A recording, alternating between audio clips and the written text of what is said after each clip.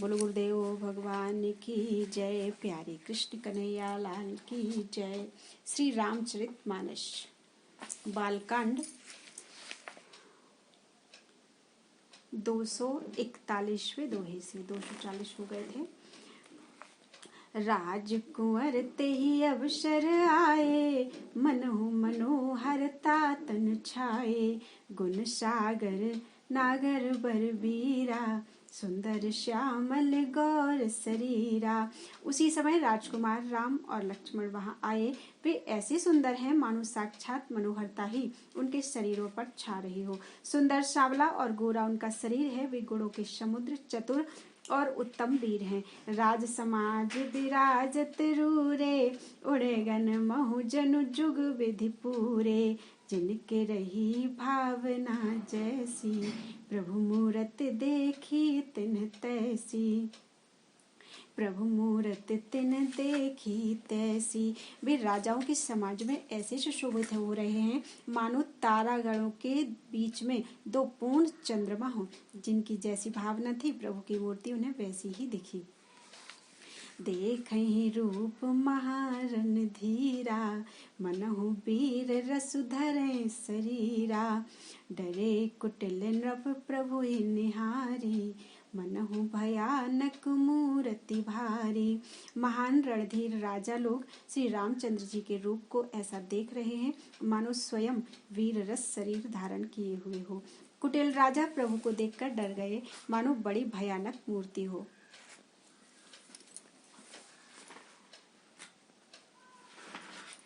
रहे असुर छल छो निपवेशा, तिन प्रभु प्रकट काल सम देखा। पुरवासिन देखे दो भाई, नरभूषण लोचन सुखदाई। छल से जो राक्षस वहां राजाओं के वेश में बैठे थे, उन्होंने प्रभु को प्रत्यक्ष काल के समान देखा। नगर निवासियों ने दोनों भाइयों को मनुष्यों के भूषण रूप और नेत्रों को सुख देने वाला देखा।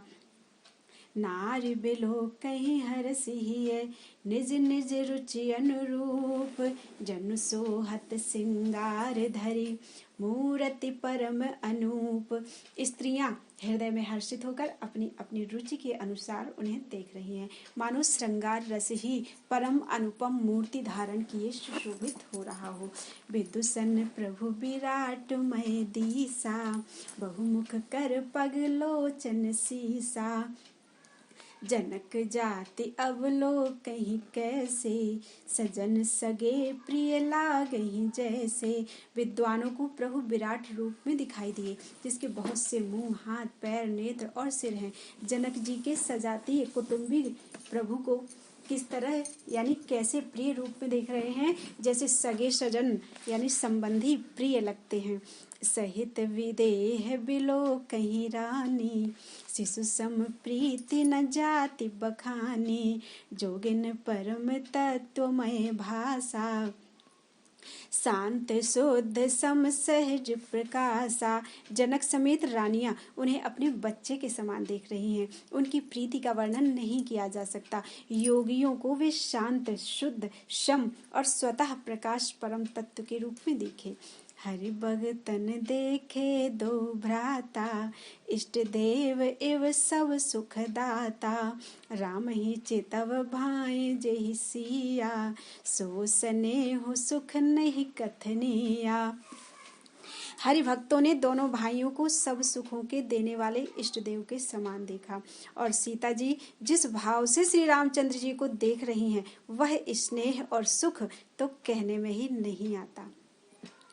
और अनुभवति न कही सक को, कवन प्रकार कहे कवि को। एहि विधि रहा जाहि जस भाऊ, तेहि तस देखे कौशल राऊ। उस स्नेह और सुख का वे हृदय में अनुभव कर रही हैं, पर वे भी उसे कह नहीं सकती। फिर कोई कवि उसे किस प्रकार कह सकता है। इस प्रकार जिसका जैसा भाव था, उसने कौशलाधीश श्री रामचंद्र जी को वैसा ही देखा।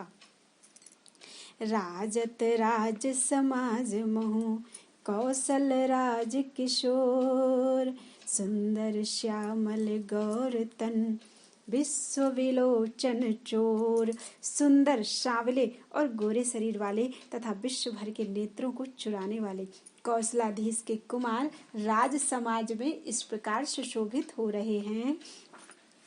सहज मनोहर मूर्ति दो, कोटि काम उपमा लघु शो, शरद चंद्र निंदक मुखनी के, नीरज नयन भाव तेजी के। दोनों मूर्तियां स्वभाव से ही बिना किसी बनाव श्रृंगार के मन को हरने वाली हैं। करोड़ों कामदेवों की उपमा भी उनके लिए तुच्छ है। उनके सुंदर मुख शरद पूर्णिमा की चंद्रमा की भी निंदा करने वाले हैं, उसे नीचा दिखाने वाले हैं, और कमल के समान नेत्र मन को बहुत भाते हैं। चितवन चारु मारु मन हरनी, भावती हृदय जाति नहीं बरनी, कल कपोल श्रुति कुंडल लोला, चिबुक अधर सुंदर मृदु बोला। सुंदर चितवन इस सारे संसार के मन को हरने वाले कामदेव के भी मन को हरने वाली है। वह हृदय को बहुत ही प्यारी लगती है, पर उसका वर्णन नहीं किया जा सकता। सुंदर गाल हैं, कानों में चंचल झूमते हुए कुंडल हैं, ठोड़ी और अधर बहुत सुंदर है, कोमल वाणी है, कुमुद बंधु कर निंदक हासा, भ्रगुटी बिकट मनोहर नासा, भाल विशाल तिलक झलकाही, कच बिलो की अली अवली लजाही। हंसी चंद्रमा की किरणों का तिरस्कार करने वाली है, भौहें टेढ़ी और नासिका मनोहर है, ऊंचे चौड़े ललाट पर तिलक झलक रहे हैं, दीप्तिमान हो रहे हैं। काले घुंघराले बालों को देखकर भौरों की पंक्तियां भी लजा जाती हैं। पीत चौतनी सिरन सुहाई, कुसुम कली बिच बीच बनाई, रेखें रुचिर कंबु कल गीवा, जनु त्रिभुवन सुषमा की सेवा। पीली चौकोनी टोपियां सिरों पर सुशोभित हैं, जिनके बीच बीच में फूलों की कलियां बनाई हुई हैं। शंख के समान सुंदर गोल गले में मनोहर 3 रेखाएं हैं, जो मानो तीनों लोकों की सुंदरता की सीमा को बता रही हैं। कुंजर मणिकंठा कलित, उरन तुलसी का माल, वृषभ कंध के हरिठवनी, बल निधि बाहु विशाल। हृदयों पर गर्जमुक्ताओं के सुंदर कंठे हैं और तुलसी की मालाएं सुशोभित हैं। उनके कंधे बैलों की कंधे की तरह ऊंचे तथा पुष्ट हैं। एड़ यानी खड़े होने की शान सिंह की सी है और भुजाएं विशाल एवं बल की भंडार हैं।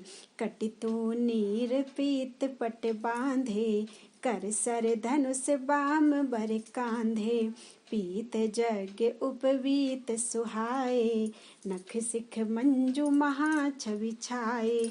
कमर में तरकश और पीतांबर बांधे हैं, दाहिने हाथ में बाण और बाणी सुंदर कंधों पर धनुष तथा पीले यज्ञोपवीत यानी जनेऊ सुशोभित है। नख से लेकर शिखा तक सब अंग सुंदर हैं, उन पर महान शोभा छाई हुई है। देखी लोग सब भये सुखारे, एकटक लोचन चलत न तारे, हर से जन को देखी दो भाई, मुनि पद कमल गहे तब जाई। उन्हें देखकर सब लोग सुखी हुए। नेत्र एकटक यानी निमेष शून्य है और तारे पुतलियां भी नहीं चलते। जनक जी दोनों भाइयों को देखकर हर्षित हुए, तब उन्होंने जाकर मुनि के चरण पकड़ लिए। कर बिनती निज कथा सुनाई, रंग अवन सब मुनि दिखाई, जहाँ जहाँ जाहि कुंवर बर दो, तहाँ तहाँ चकित चितव सबको। विनती करके अपनी कथा सुनाई और मुनि को सारी रंगभूमि यानी यज्ञशाला दिखाई। मुनि के साथ दोनों श्रेष्ठ राजकुमार जहाँ जहाँ जाते हैं वहाँ वहाँ सब कोई आश्चर्यचकित होकर देखने लगते हैं।